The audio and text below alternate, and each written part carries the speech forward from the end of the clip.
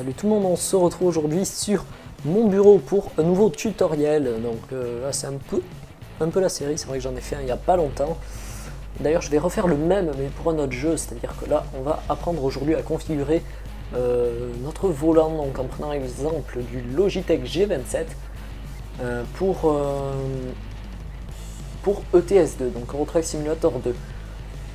Voilà, donc on va tout d'abord se rendre dans le panneau de configuration les amis. Voilà. Je laisse comme ça ça masque mes trucs perso, encore une fois. En fait je répète un peu la même chose que dans le tutoriel sur Farming. Et bon, voilà. Donc on va dans matériel et audio, périphérique et imprimante. Clic droit sur votre volant, donc G27 Racing Wheel pour moi. Paramètres des contrôleurs de jeu.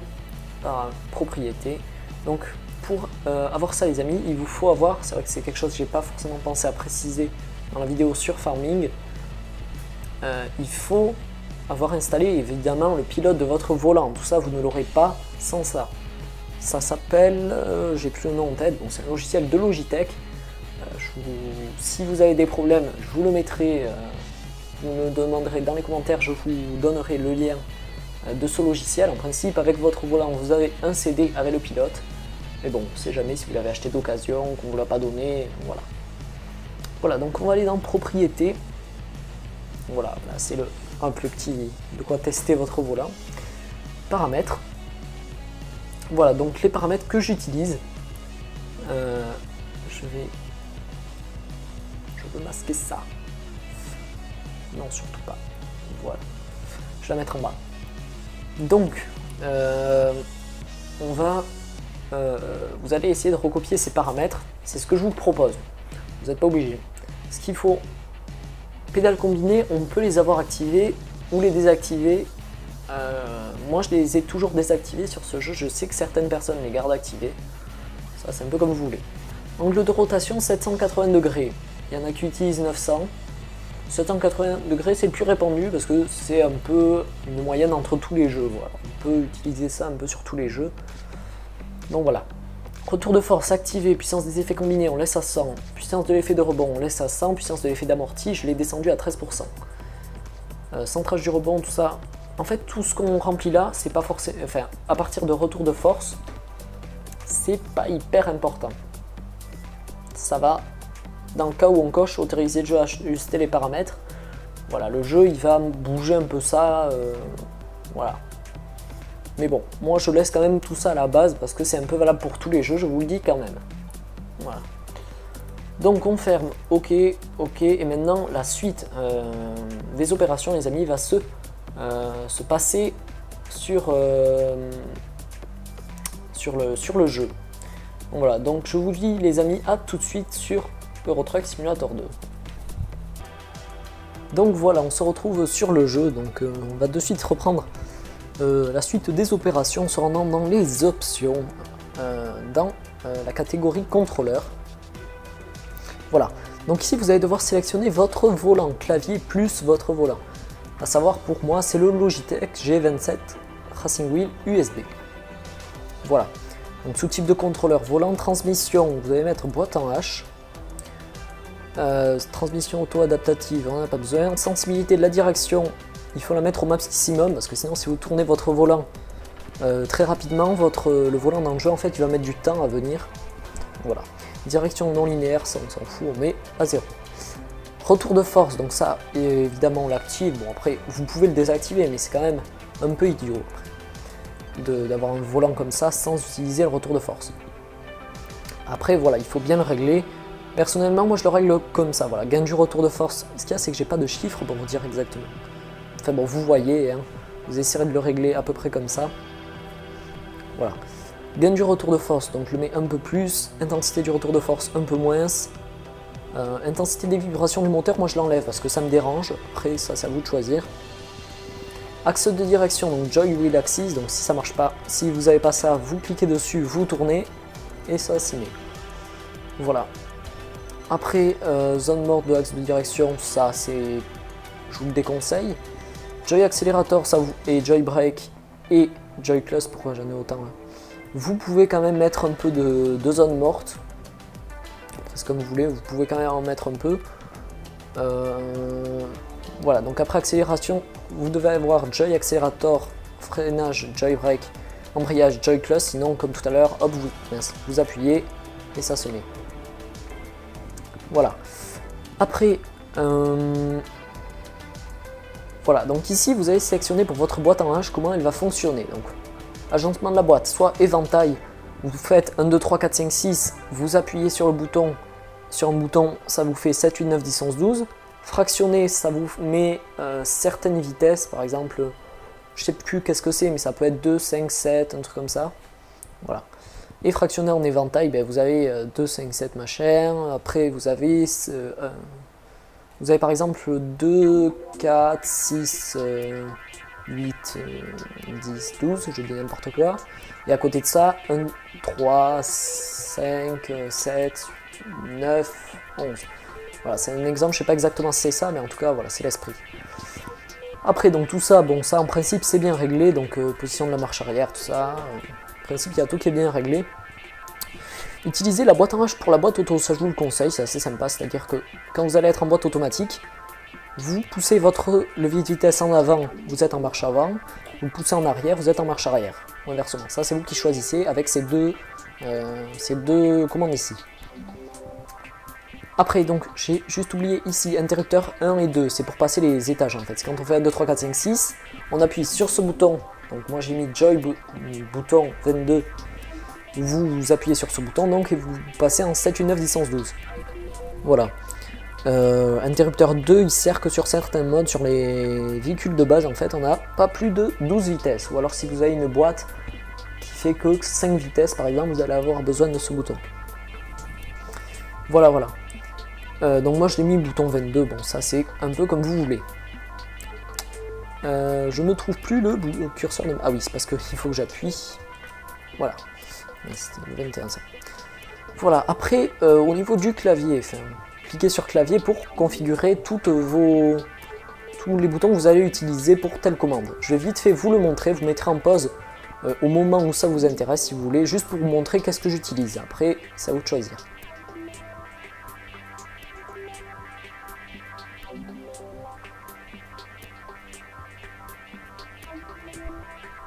Voilà.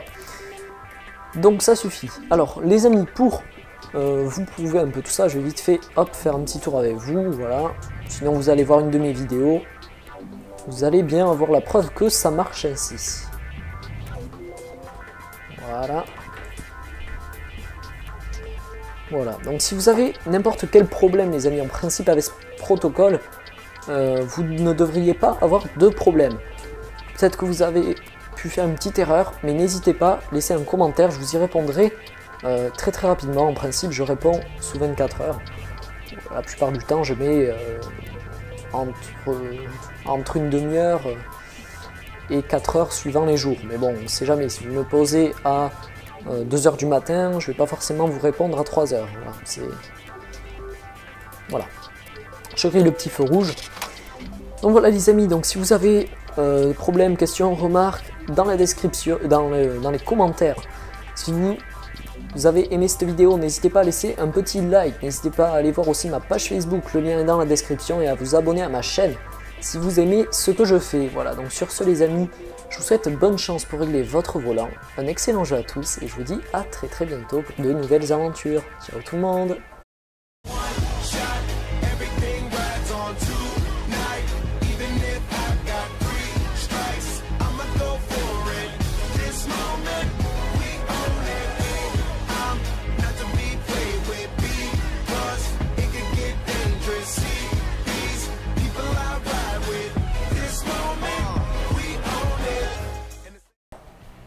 Salut tout le monde, on se retrouve aujourd'hui sur mon bureau pour un nouveau tutoriel. Donc là c'est un peu la série, c'est vrai que j'en ai fait un il n'y a pas longtemps. D'ailleurs je vais refaire le même mais pour un autre jeu, c'est-à-dire que là on va apprendre aujourd'hui à configurer notre volant, donc en prenant l'exemple du Logitech G27 pour ETS2, donc Euro Truck Simulator 2. Voilà, voilà, donc on va tout d'abord se rendre dans le panneau de configuration les amis, voilà, Je laisse comme ça masque mes trucs perso, encore une fois. En fait, je répète un peu la même chose que dans le tutoriel sur Farming. Et bon, voilà. Donc on va dans matériel et audio, périphérique et imprimante. Clic droit sur votre volant, donc G27 Racing Wheel pour moi. Paramètres des contrôleurs de jeu, par propriété. C'est comme vous voulez, vous pouvez quand même en mettre un peu. Voilà, donc après accélération, vous devez avoir Joy Accelerator, freinage, Joy Brake, embrayage, Joy Clutch, sinon comme tout à l'heure, hop, vous appuyez et ça se met. Voilà. Après,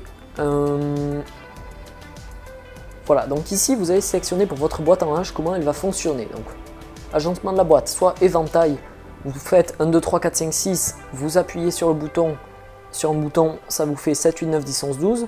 Fractionné, ça vous met certaines vitesses, par exemple, je sais plus qu'est-ce que c'est, mais ça peut être 2, 5, 7, un truc comme ça. Voilà. Et fractionné en éventail, ben, vous avez 2, 5, 7 machin. Après, vous avez par exemple 2, 4, 6, 8, 10, 12, je dis n'importe quoi. Et à côté de ça, 1, 3, 5, 7, 9, 11. Voilà, c'est un exemple, je sais pas exactement si c'est ça, mais en tout cas, voilà, c'est l'esprit. Après, donc tout ça, bon, ça en principe, c'est bien réglé, donc position de la marche arrière, tout ça. En principe, il y a tout qui est bien réglé. Utilisez la boîte en H pour la boîte auto, ça je vous le conseille, c'est assez sympa, c'est-à-dire que quand vous allez être en boîte automatique, vous poussez votre levier de vitesse en avant USB. Voilà. Donc sous type de contrôleur, volant, transmission, vous allez mettre boîte en H. Transmission auto-adaptative, on n'en a pas besoin. Sensibilité de la direction, il faut la mettre au maximum parce que sinon si vous tournez votre volant très rapidement, le volant dans le jeu en fait il va mettre du temps à venir. Voilà. Direction non linéaire, ça on s'en fout, on met à 0. Retour de force, donc ça évidemment on l'active. Bon après vous pouvez le désactiver mais c'est quand même un peu idiot d'avoir un volant comme ça sans utiliser le retour de force. Après voilà, il faut bien le régler. Personnellement, moi je le règle comme ça, voilà, gain du retour de force. Ce qu'il y a, c'est que j'ai pas de chiffres pour vous dire exactement.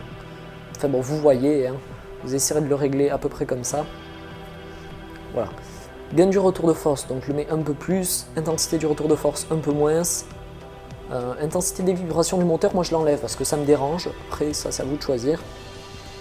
Axe de direction, donc Joy Wheel Axis, donc si ça marche pas, si vous n'avez pas ça, vous cliquez dessus, vous tournez, et ça s'y met. Voilà. Après, zone morte de axe de direction, ça c'est, je vous le déconseille. Joy Accelerator, ça vous, et Joy Brake et Joy Clutch, pourquoi j'en ai autant hein. Vous pouvez quand même mettre un peu de zone morte.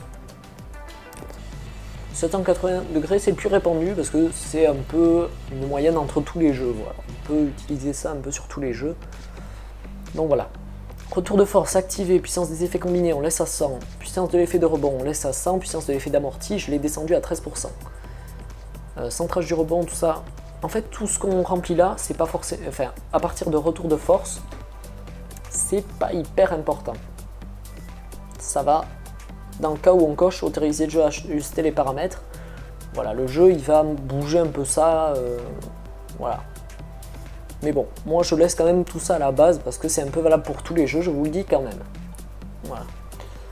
Donc on ferme, ok, ok, et maintenant la suite des opérations les amis va se passer sur le jeu. Donc voilà, donc je vous dis les amis, à tout de suite sur Euro Truck Simulator 2. Donc voilà, on se retrouve sur le jeu, donc on va de suite reprendre la suite des opérations en se rendant dans les options, dans la catégorie contrôleur. Voilà, donc ici vous allez devoir sélectionner votre volant, clavier plus votre volant.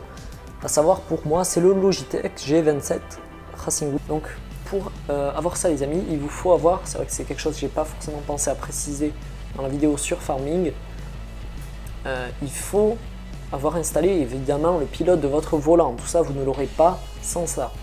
Ça s'appelle, j'ai plus le nom en tête, bon, c'est un logiciel de Logitech. Si vous avez des problèmes, je vous le mettrai, vous me demanderez dans les commentaires, je vous donnerai le lien de ce logiciel. En principe, avec votre volant, vous avez un CD avec le pilote. Mais bon, on sait jamais si vous l'avez acheté d'occasion, qu'on ne vous l'a pas donné, voilà.